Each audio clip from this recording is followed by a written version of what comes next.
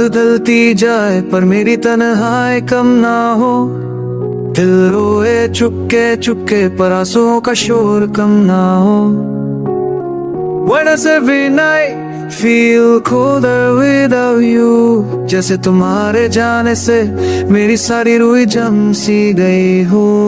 कभी हम दोनों के बीच सपनों का एक शहर था, जहाँ हंसी भी होती थी और उम्मीदें गहरी थी। ना all I see are broken pieces on floor, जिसे जोड़ते के चोटे में खुद बिखर जाता हूँ।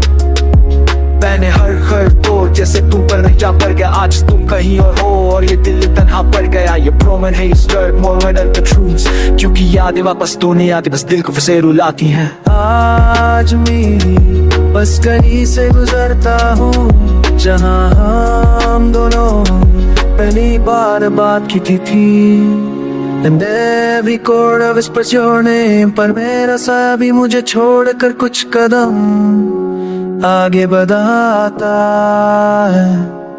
जब हवा चलती है तुम्हारी महक सा लगता है, और जब बारिश होती है तुम्हारी बातें दिल को छू कर जाती है। But these illusions fade too fast, बिल्कुल वैसी जैसे तुम मेरी जिंदगी से फेड हो गई। मैं पूछता हूँ ऊपर वालों से क्या प्यार सिर्फ दर्द देने का देगी था, but silence is the only answer I ever get।